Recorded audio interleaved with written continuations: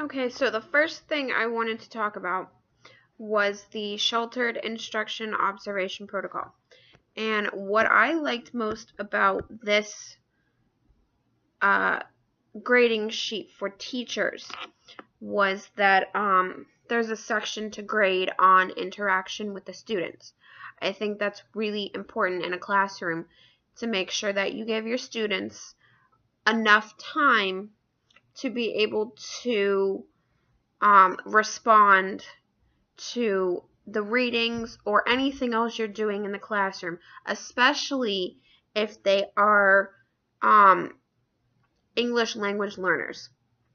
I just think the interaction is probably one of the most important things on that sheet, in my opinion. The next thing I want to talk about is the case study suggested schedules.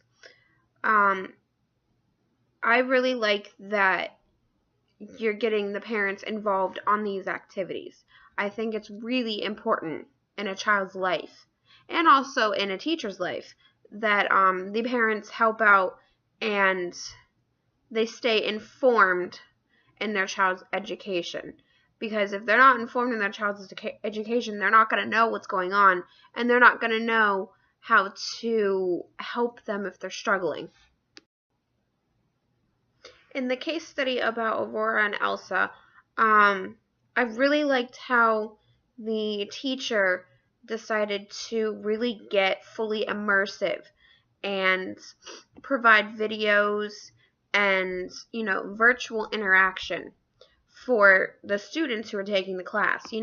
That's really important because some students can't get that full interaction in person because of whatever they're doing in their life, whether it's their job or their families.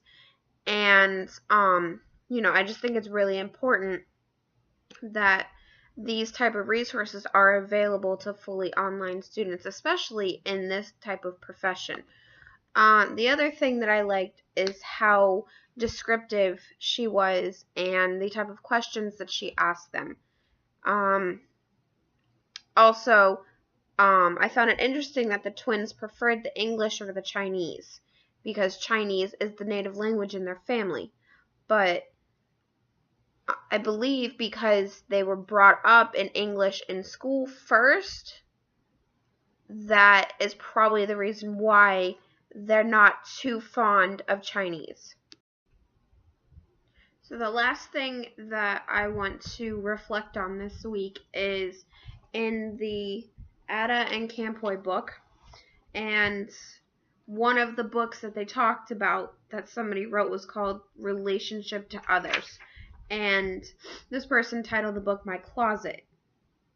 And what she did is she gave nicknames to different types of clothing as a connection to the person or the event that goes along with that piece of clothing. Like, for instance, her slippers, she called them Tess, and that, from what my understanding is it's based off of her sister because they would wear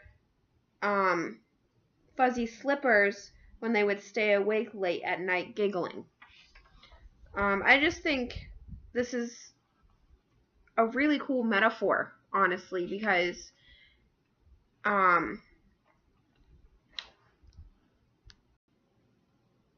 this really shows the connections that you have with those special people in your life and what some of those articles of clothing or any other items in your house can have.